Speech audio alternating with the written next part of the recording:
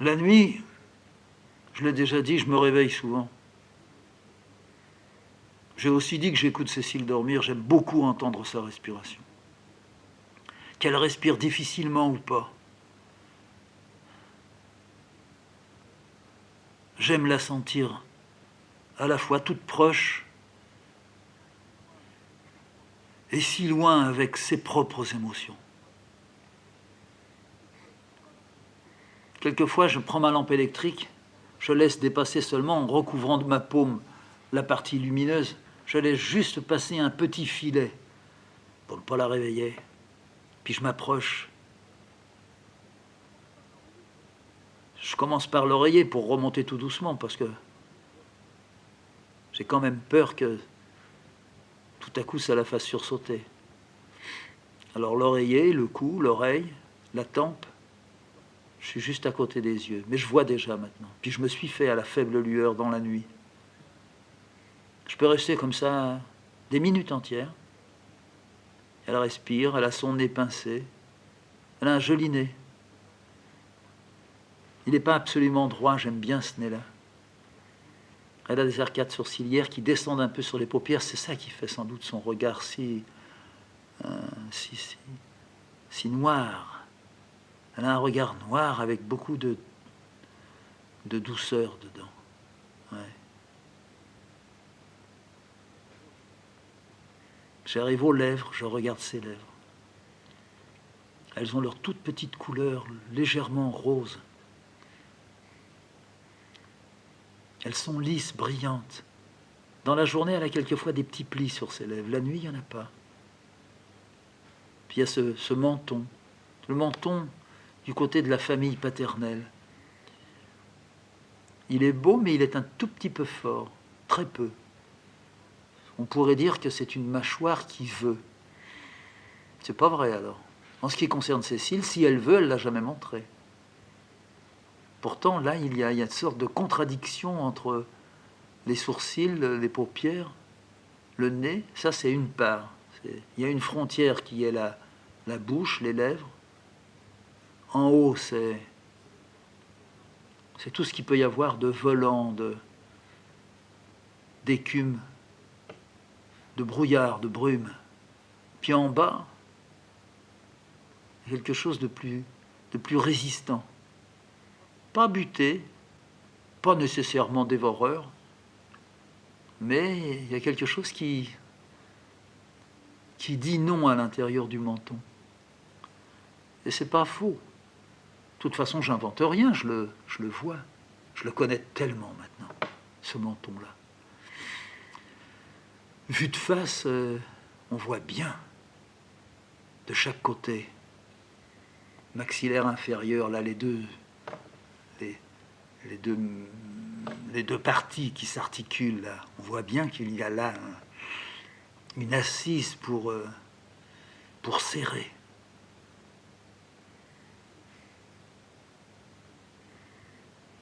J'entends aussi des bruits, mais à l'extérieur.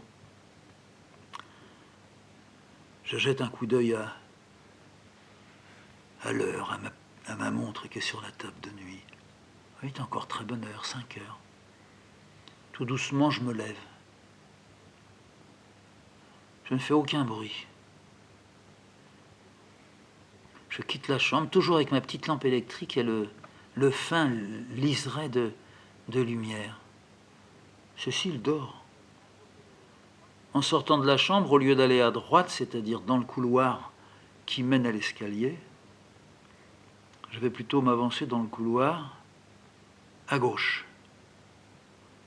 Je tombe tout de suite dans la petite pièce, le petit atelier comme on l'appelle.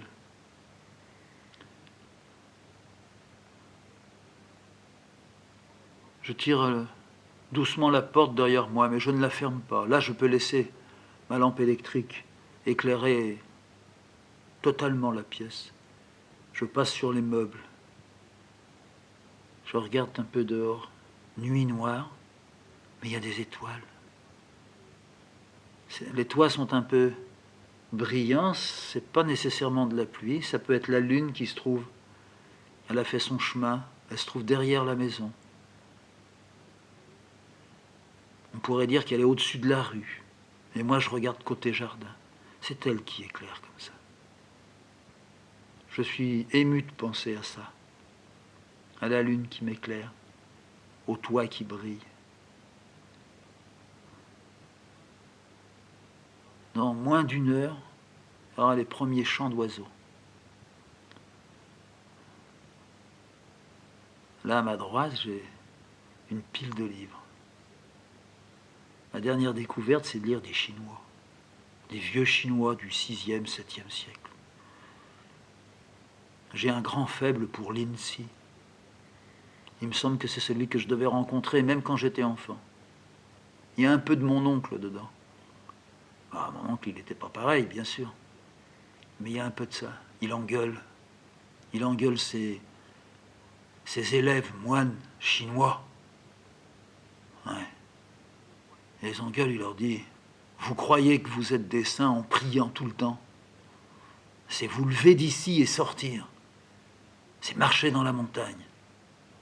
C'est pas d'être toujours là, de vous mettre dans la règle. Il n'y a pas de règle. Ouais. Ça me touche beaucoup, ça. Maintenant, quand ça va pas très bien dans ma tête, j'ai la possibilité, mais il faut que j'aille le courage de lever ma main, mon bras, d'aller vers ce petit rayon-là, puis de le prendre. Mais maintenant, j'ai quelqu'un qui m'apporte. C'est lui.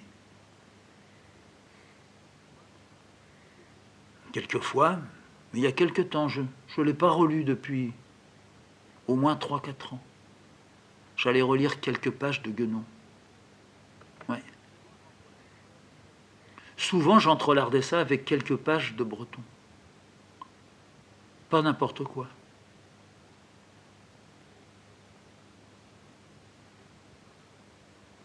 J'ai aimé les vases communicants, c'est marrant. J'ai aimé certaines grandes déclarations d'amour dans ses poèmes. Mais j'aimais aussi les déclarations d'amour que René Guénon fait. Ça se voit pas tout de suite que c'est une déclaration d'amour, mais il aime profondément l'homme. Profondément l'homme qui est habité. Profondément celui qui transporte. Il aime le porteur. Oh, moi aussi. Moi, j'ai le grand rêve en moi. L'illusion porter. Avoir reçu le ballot et porter. Comme mon père qui déchargeait les planches. Aller porter quelque part. Mais pas pour faire du parquet. On peut, pourquoi pas. Mais on peut faire un autre parquet que ça. Ah oui. Recevoir mon chargement et même pas demander qu'est-ce qu'il y a dedans. Ça peut foutre, ça. Être chargé, bien chargé. Ah, comme l'homme doit être heureux quand l'homme lui met bien les sacs, bien ficelés, bien courroyés. Et maintenant, allez, vas-y, Fanny. Et puis que le petit âne, il commence à marcher. Ah, je suis sûr qu'il est heureux. Et même si on lui en a mis plus qu'il ne doit et peut en porter, il va le porter. Puis quand il sera déchargé, il sera vraiment déchargé. Et peu de temps après, il attendra qu'on le recharge pour transporter. Oh, je veux pas penser qu'il va avoir des plaies, puis qu'un beau jour, on va dire il est trop dégueulasse, il est sale, et puis qu'on le tue. Je peux penser à ça, on peut bien faire ça aussi avec les hommes, avec les femmes. Mais je ne vois que la charge à transporter.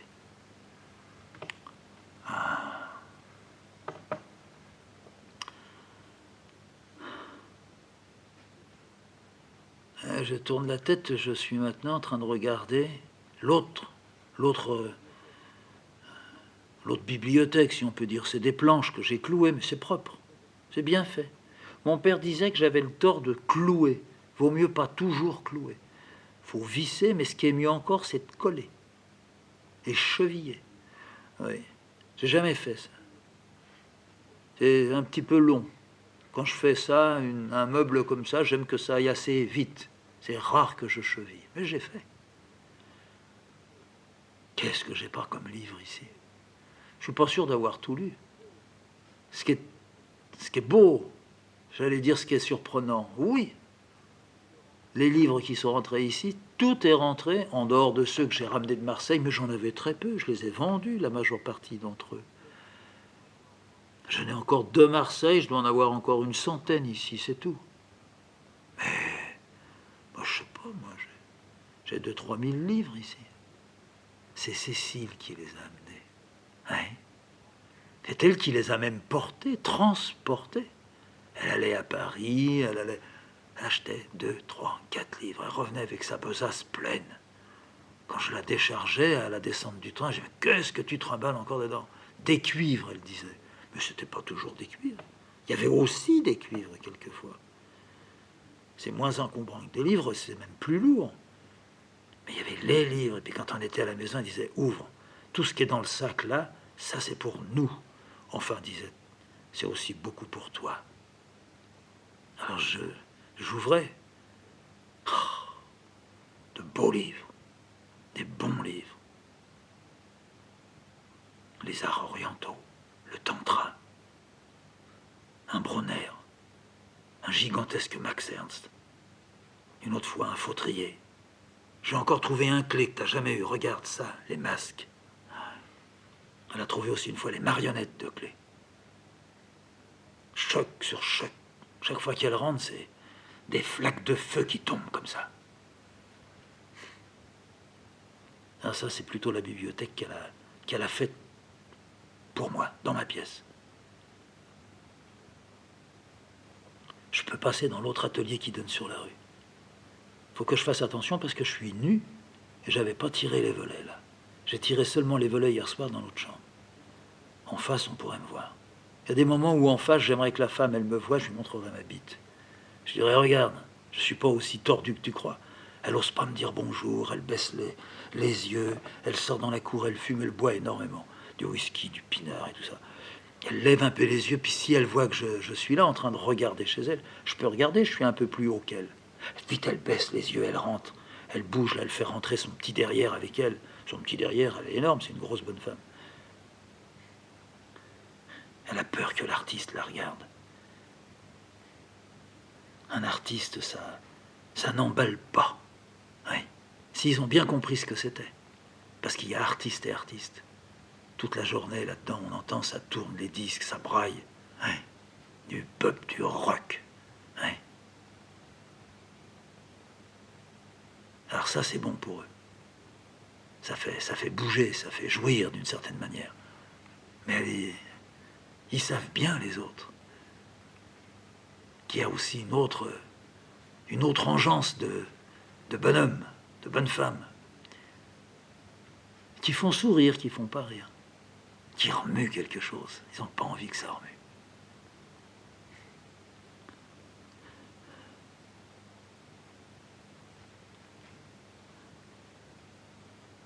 Je sais pas comment je fais. Je m'approche de la vitre. Je m'approche de la vitre. Ma lampe électrique, elle n'éclaire pas comme elle éclairait quand je me suis levé, comme elle éclairait quand j'éclairais le cou de Cécile. Elle éclaire comme si elle brûlait, comme s'il y avait dedans comme un gigantesque court-circuit, d'une toute petite lampe comme ça. Il y a comme des flammes qui sortent.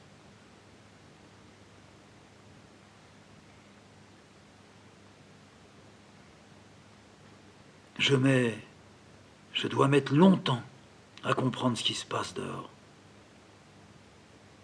Quand je comprends, je suis un peu sur place, comme englué dans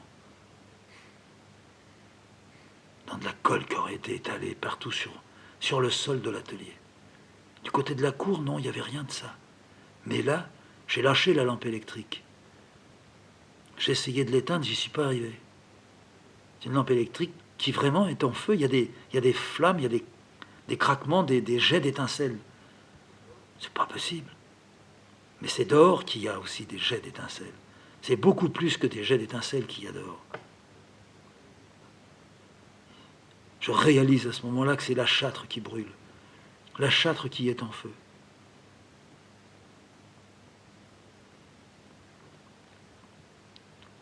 Je dois aller prévenir Cécile tout de suite. qu'elle se réveille, qu'on s'habille. J'ai du mal à m'arracher du sol. Je réussis à le faire. J'appuie sur tous les boutons électriques. Mais tous les boutons craquent. Je dis à Cécile, vite, vite, réveille-toi. N'aie pas peur, mais habille-toi. Il y a un incendie dans la ville. Il y a un incendie. Elle s'habille. Vite, comme une petite souris. Mais on est en même temps paralysé dans nos mouvements. J'arrive pas à enfiler mon pantalon. Je passe ma chemise. J'enfile mon pull vert. J'ai une robe de chambre. Je la mets. Je dis, toi, mets ta robe de chambre. Elle me dit, mais ça brûle où? À côté? Non, non, c'est toute la place qui est en feu. Alors elle se précipite dans la pièce. Je dis, fais attention, il y a de la colle par terre. Miracle, il n'y a plus de colle. Les moellons sont secs. Mais la pièce est illuminée. Les flammes mais brûlent, s'élèvent, montent. C'est pas un incendie, c'est... Je sais pas. Elle me dit, c'est épouvantable. Et juste quand on regarde, vers la place, les maisons d'en face, à la hauteur du boulanger, on voit et on entend le toit qui s'écroule. Le toit qui s'effondre, qui entraîne un autre toit à côté, d'un côté, de l'autre. Les murs de la boulangerie qui explosent. Tout est projeté sur la place. Le feu. Je dis à Cécile, maintenant on descend, on prend les bêtes. Tu mets Sirène dans son panier. Zaza, on l'attache avec son collier. Je ne sais pas si j'ai le temps de sortir la voiture, mais sinon, il faut se mettre dans la Poustinia. Le feu ne viendra pas là. La maison est dans le jardin. Il n'y a rien autour qui peut brûler. Cécile me dit, il faudrait ouvrir les fenêtres. Je dis, malheureuse, n'ouvre pas les fenêtres. Je veux, elle me dit. Et elle ouvre et nous avons deux fenêtres, des doubles fenêtres. Mais là, dans cette nuit-là, il n'y a plus qu'une seule fenêtre. Je me demande comment l'autre, qui était à l'extérieur, a fini par partir. Peut-être que c'est le feu déjà qui l'a brûlé. Mais la ville est silencieuse. Je dis, mais tout à l'heure, on a entendu quand le toit est tombé, un vacarme et maintenant, il n'y a plus de bruit. Elle me dit, non, c'est seulement le feu. Seulement le feu. Elle s'appuie sur la barre d'appui de la fenêtre. Elle me dit, il fait chaud, tu te rends compte? Et le feu qui brûle partout rend la ville brûlante. Il gagne maintenant de maison en maison. On voit que tout va brûler. Je dis à Cécile, écoute Cécile, juste il faut savoir ce qu'on va faire. Il faut qu'on sauve ce qu'on peut sauver. Descendons, mettons la chatte et la chienne dans la Poustinia. Refermons bien la porte. Tirons même les volets. Il ne peut pas y avoir de flamèches qui viennent jusque là, mais si ça se trouve, notre maison va brûler. On descend comme des fous. Zaza et Sirène sont prêtes. On dirait qu'elles ont compris. Elles sont droites, sur leurs pattes, toutes tendues. Sirène est sur la table. Je rentre avec le panier à chat, je la fous dedans. Je mets la sécurité. Je prends la chaîne de Zaza. Je dis vite, vite, dans la Poustinia, dans la maison. Dépêchons-nous. On les balance dans la Poustinia. Je leur dis, on revient tout de suite, soyez sages. Je ferme la porte, je pousse la grande porte volet. Je mets la pierre en bas. Je dis maintenant, dans la maison. Comment est-ce qu'on peut faire pour tout arranger? Cécile, qu'est-ce que tu crois qu'on peut prendre en bas? Il faut tout mettre du côté du jardin. Dans le jardin, ça ne brûlera pas. Il y a de l'herbe, ça ne brûlera pas. Elle me dit, mes gravures, je m'en fous. Non, vite, ouvre ton meuble. Il faut sauver les belles-mères, il faut sauver un peu de chaque chose. Et puis maintenant, vite, montons au premier.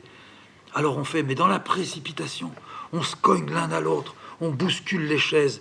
Cécile lâche ses paquets, tombe par terre. Je dis, mais fais attention, bon Dieu, va pas te blesser maintenant. Laissons la porte ouverte. Balançons tout dans le jardin, pas sur la terrasse, dans le jardin, sur la terre. Les premiers qui toucheront la terre seront abîmés. C'est pas grave. Il faut qu'on en sauve le plus possible. Je dis, moi, je vais vite dans le garage, je vais prendre 2 cordes. Il faut qu'on ait des cordes avec nous. Il faut que si ça brûle en dessous, je puisse te descendre avec une corde du premier étage. Vite, elle me dit, montons au premier. On monte au premier. On a l'impression que ça sent. Ça sent la fumée. Quand on arrive au premier, je lui dis, dans la chambre, qu'est-ce que tu crois qu'on peut on peut jeter. Fais un paquet. Fais un paquet. Mettons tout dans une couverture. Mets tes vêtements dedans. Mets des vêtements à toi dedans. Mets des jutes. Mets des chemisiers. Mets mes chemises. Mets mes pulls. Tes pulls. Fous 2-3 paires de godasses. Allez, viens, donne-moi le paquet. Je fais un grand nœud. Je vais dans le petit atelier. J'ouvre la fenêtre. Je jette le sac. Il reste accroché dans le hou. C'est pas grave. Je dis, c'est pas grave. Il va retomber. Qu'est-ce qu'on sort encore de l'édredon? On peut avoir besoin d'un édredon. Vite, l'édredon.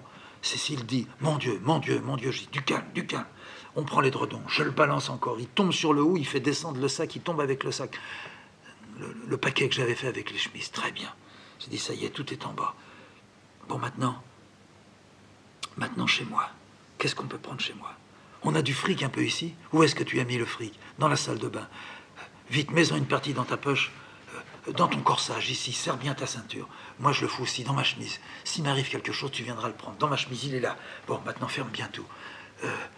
Qu'est-ce qu'on fait? Dans le grand atelier. Mon Dieu, en face, il brûle.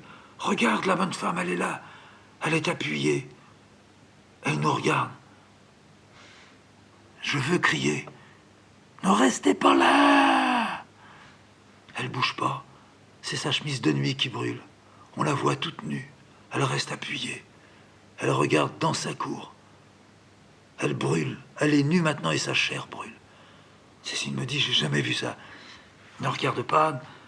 On a encore, avant que ça traverse la rue, avant que ça traverse sa cour. Je me penche, je regarde. À côté, elle me dit, à côté, chez Pia, ça brûle? Oui, ça brûle. Et de l'autre côté, c'est chez ta tante, ça n'a pas encore commencé à brûler. Pour le moment, c'est, je crois, la seule maison qui brûle pas. Alors, tu crois que tu es assez solide? On prend les premiers cartons en haut. Les premiers cartons en haut, c'est les derniers dessins. C'est tout 93 et 94. Allez, tu peux y arriver? C'est pas trop lourd? On marche, on fait des petits pas. On se cogne dans les portes. Je pousse une chaise, je donne un coup de pied dans la table, qu'on ait un peu plus de place. La fenêtre est ouverte. Pose sur le rebord, laisse-moi maintenant. Je prends les 2 cartons. C'est lourd. Il y a au moins 40 dessins là-dedans. Je charge sur ma tête. 1, 2, 3. Je pousse, je vois les 2 cartons qui se détachent l'un de l'autre. Ils tombent sur la terrasse à plat. Je dis à Cécile, ils n'ont pas été abîmés. Ils sont sur la terrasse, bon, c'est rien. Ils n'ont pas été abîmés, je suis sûr, ça en fait 2 qui sont sauvés. Elle me croise, elle a encore 2 petits cartons. Je lui dis, mais tu peux pas jeter ça. Si. Elle jette, elle pousse à plat. Je lui dis, si on arrive à les sortir comme ça, on va en sauver la moitié. Elle recontinue, elle court. Ma petite souris qui court. Moi, je viens, j'en prends 2 grands encore. Je dis, attention, j'arrive, je pousse à plat. Je dis, mon Dieu, on a Dieu avec nous, on est en train de les sauver. Et on voit que ça descend petit à petit, les rayons deviennent vides. Presque tout est là. On va à la fenêtre, on regarde. Les arbres du voisin sont en feu. Je dis, putain, pourvu que ça nous amène pas des flamèches, c'est tout. Que ça n'arrive pas sur le toit. Chez Pia, ça m'étonnerait qu'il y ait des choses qui brûlent dans son grenier. Ça doit seulement être le bas qui a brûlé. Si ça se trouve, on va passer à travers. Cécile, elle est folle. Elle me dit, arrête de parler, faut sortir encore des cartons, des dessins, faut rien leur laisser. Mais je dis, mais on ne le laisse à personne. Peut-être que dans la cour, on les fout dans la cour et puis ça va tout brûler quand même. Mais... Et tes livres, tous tes livres. Je dis, mais les livres, non, les livres de dessin, ce qui reste comme dessin. Tous les autres livres, on s'en fout. Il faut sortir ça.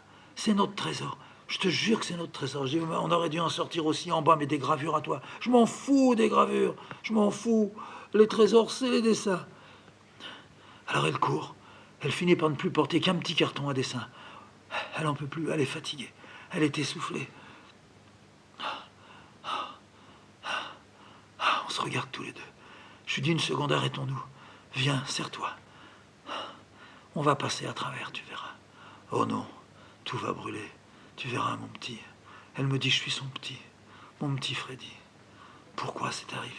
Tu crois que c'est les Allemands qui sont revenus? Elle éclate en sanglots. Mais non, je lui dis, il faut pas nous faire pleurer. Si tu veux, il y a encore des trucs à sortir dans un placard, là. Il y a tout ce qui était pour l'association. C'est con, mais l'association aussi, elle a le droit. Allez, oui, il faut sortir tout ça. Alors on sort, à ce moment-là, on découvre dans le placard, le long du mur. Le mur qui est mitoyen avec Pia. Il est brûlant. Elle me dit, il y a le feu dans ces murs. Et ben, je dis, allez, vite, faut sortir ça. Et puis dans l'autre placard, qu'est-ce qu'il y a? Oh, dans l'autre placard, il y a les catalogues, il y a, disons, la correspondance qu'on a pu avoir. Faut sauver ça aussi. C'est nous, c'est notre vie. Je veux pas que ça reste ici. Je veux pas que ça brûle. Bon, allez. Alors prends ces paquets-là. Alors c'est des dossiers. Alors elle jette les dossiers. Je jette des dossiers. Je jette tout ce qui est les cartons de l'association. Au dernier moment, quand on vient, on a tout vidé. C'est le mur qui est devenu. Il est rouge. On dirait comme un grand tison. Elle me dit, ça y est, ça brûle chez nous. Je dis, oui, mais il n'y a plus rien maintenant. Tout est en bas. Elle me dit, c'est pas vrai. Il reste encore tellement d'affaires. Je dis, oui, mais faut pas penser. Faut pas penser aux fringues. On a sorti tout ça. Elle me dit à ce moment-là, mais toi, t'as des bandes aussi. Puis je dis, ils sont dans une boîte. Moi, je veux prendre la boîte avec moi, sous mon bras. Donne-moi la boîte. Je dis, mais tu peux plus descendre. Tu peux plus aller par les escaliers. Je sens que le sol, il est chaud ici. Alors elle met sa main, elle me dit, ah, ça y est, ça brûle en bas. Ah, faut qu'on se dépêche. Comment on peut faire? Non, j'ai les cordages avec moi. Je vais t'attacher ça à ta ceinture. J'ai peur. Non, je t'attache bien à ta ceinture avec en dessous les bras. Tiens-moi la corde. Moi, je te descends. Allez, passe par la fenêtre. J'ai peur. Passe par la fenêtre. Elle se laisse aller. Je la pousse. Maintenant, voilà. N'aie pas peur. Je te descends tout doucement. Quand tu arrives en bas, tu te détaches. Hein. Tu te détaches. J'ai pas serré très fort. J'ai fait un nœud coulant. Elle arrive en bas. Elle a la boîte avec les bandes dedans. Elle les pose sur les cartons à dessin. Ça fait une pile en bas. Une pile avec les couvertures, les fringues. Détache-toi. Dépêche-toi. Je sens le sol qui est chaud. Je vois les livres, tous les livres qui sont là. Il y a Bronner qui commence à brûler. Je lui dis, dépêche-toi, dépêche-toi. Ma corde n'allait pas assez longue, sinon je pourrais pas sauter. Ça y est, elle me regarde. Dépêche-toi, hein. Tu viens, hein? Oui, oui. Je remonte la corde, je la mets autour de mon bide, je la passe sous mes bras, je l'attache à l'autre, je la fous à la rampe de la fenêtre. Je dis, pourvu qu'elle tienne, cette conne. Puis je cherche une petite seconde, je regarde autour de moi. Le feu est dans les livres, ici. Qu'est-ce que je peux prendre? Putain. Jamais j'aurais pensé qu'on voit ça. Descends, dépêche-toi, bon Dieu. Descends. Dans la salle de bain, il y a déjà des flammes. Dans ma chemise, je sens le fric. Je tire un bouquin. Breton. Arkham 17. M'en fous. Je l'emmène. J'ai le temps d'aller à l'autre bibliothèque. Rilke. Oui, pour Cécile. Un Rilke. Tac, je le fous là. Lindsay. Ah nom de Dieu, toi, je te laisserai pas ici. Lindsay, je commence à voir la liquette qui est pleine de bouquins. Je t'en prie, arrive, sinon je monte. Ça y est, je suis là. Je passe par la fenêtre. Je tiens la corde. J'ai jamais pu tenir une corde. Quand j'étais gamin, ce putain de gymnastique qui voulait qu'on fasse, il y avait un prof de gym. C'était une ordure avec moi, une ordure, il pouvait pas me piffer. Après, oui, il y en a eu un autre.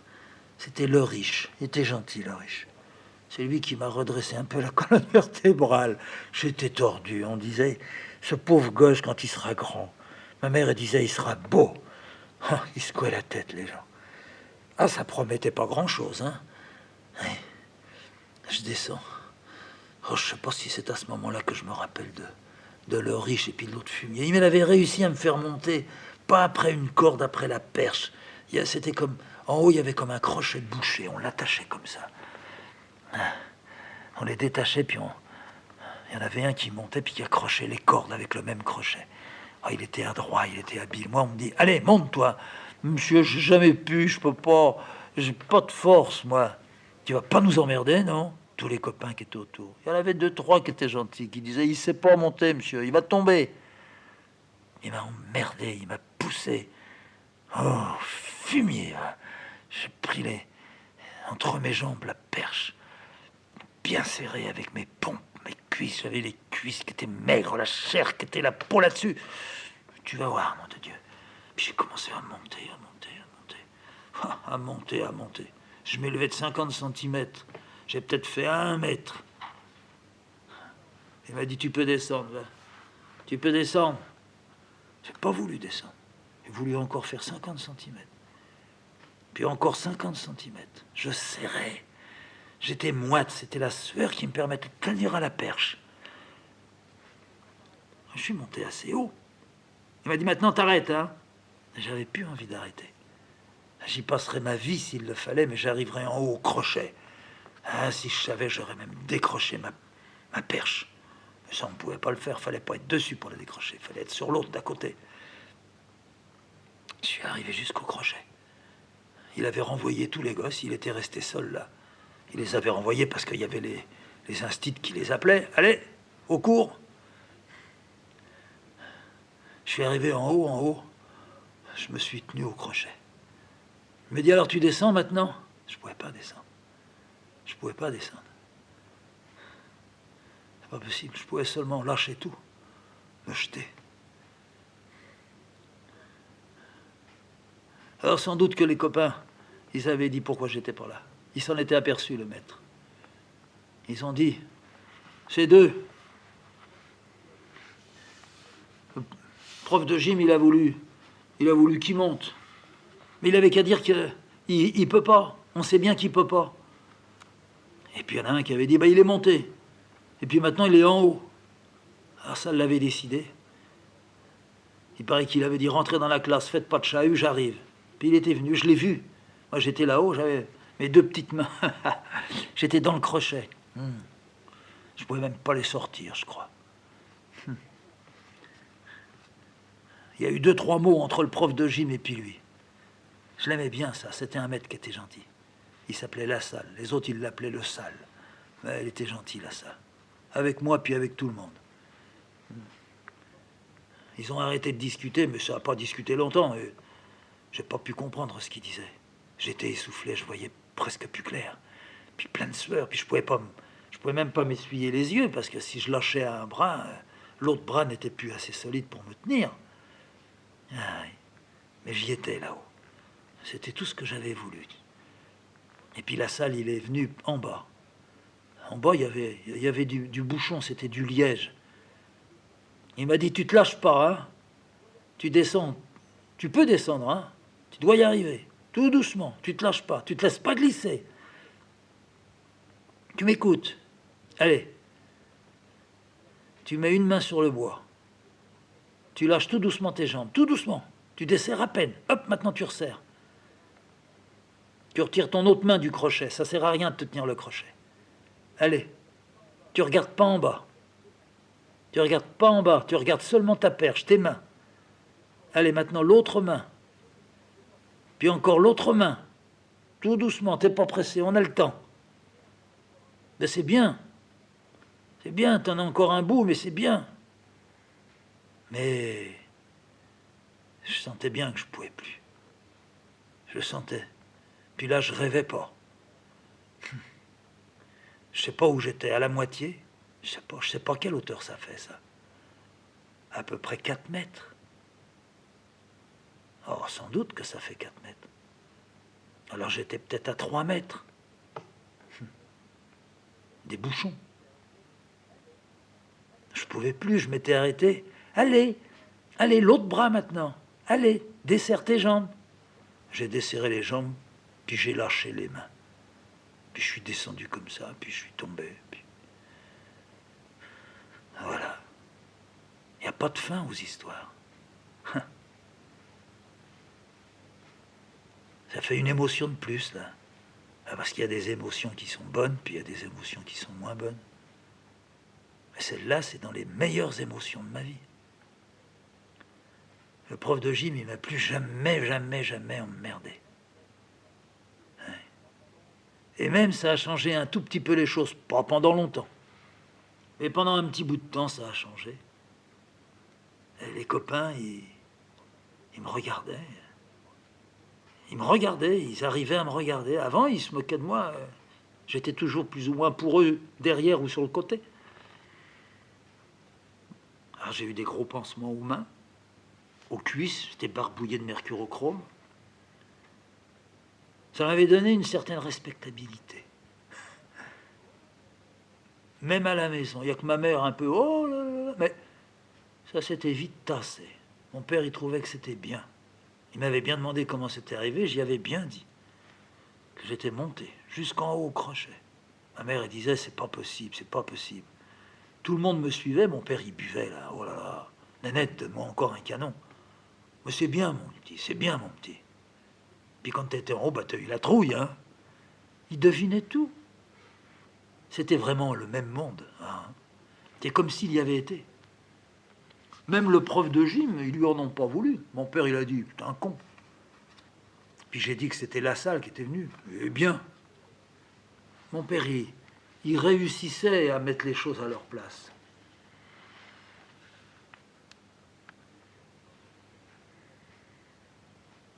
Quand on a fait construire la Poustinia, là-haut dans mon rêve, quand il y avait le feu à la Châtre, on était allé censément tout planqué dans ces 4 murs. C'était un petit endroit où il y avait eu les chevaux. Il y avait 2 chevaux qui étaient en bas, et puis au-dessus, il y avait le foin. On a presque toujours eu des maisons où il y avait eu des chevaux, nous. Des chevaux et des vaches. Au Cousin, il y avait vaches, chevaux, moutons, cochons. Hein? À la cour, il y avait seulement les vaches. Mais quand on était à Corcelles, il y avait une mangeoire pour un cheval et puis le reste pour les vaches. Dans la petite ferme là-haut. Alors, quand on est arrivé ici, qu'on a trouvé ça dans le fond de la cour, ça ouvre sur le jardin puis sur la cour. C'était dans un état comme sont les écuries quand elles servent plus à rien. Des couches et des couches de boue, de foin pourri. Et puis, on a lu, une amie qui nous a passé le livre, quand on était au Cousin, justement, on a lu un livre écrit par une femme, une Russe, sur la Poustinia. C'était sous-titré le désert intérieur. C'est russe, c'est pas une coutume, c'est un chemin d'homme. C'est pas un chemin intellectuel, c'est un chemin spirituel, un chemin d'artiste aussi. Il y a un temps où l'homme, la femme, décide de s'écarter. Il s'écarte et il va dans la forêt ou il va près du lac. Il sait qu'il y a une Poustinia. Et dans cette Poustinia, il y aura toujours un matelas, enfin une planche, une petite table, un banc, un broc, quelquefois un bout de pain. Et on s'enferme là.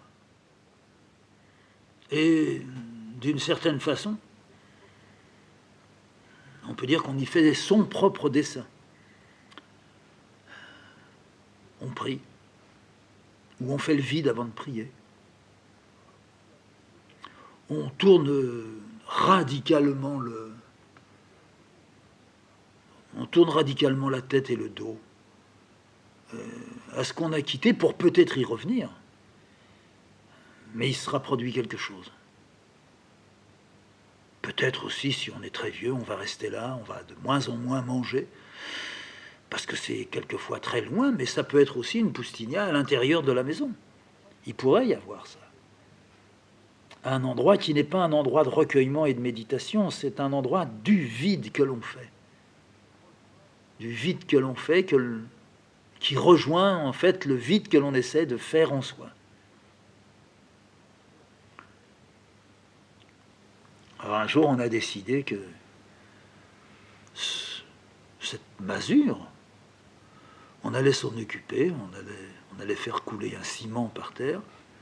Le premier où il y avait du foin, on va faire comme une petite loggia, mais elle était déjà toute prête. C'était les poutres, les planches, tout était là. On a supprimé un peu du plancher pour que de la lumière vienne aussi par le bas. On y a mis un lit, une table. Et puis en bas, au rez-de-chaussée, c'est tout petit, hein. 3 mètres sur 4, même pas. Oui. Un petit escalier, une échelle de meunier. Et puis en bas, ben, encore un petit divan, une table, une chaise. Puis voilà, il y a l'eau. Et on a pensé que peut-être nous irions. Nous irions. J'imaginais même que Cécile aille là et que j'aille lui porter ce qui se fait dans les poustignats en Russie. Quand on sait qu'il y a quelqu'un dans la poustigna, on va déposer sur le rebord de la fenêtre un bol avec dedans une soupe, de la cacha, quelque chose à manger, et on renouvelle l'eau, on amène l'eau. J'imaginais que je pourrais faire ça pour Cécile, mais que Cécile pourrait peut-être le faire pour moi. Mais peut-être aussi qu'un ami, une amie viendrait, dirait « Ne vous occupez pas de moi, je me mets là ». Je l'ai souhaité. Et Cécile aussi l'a souhaité.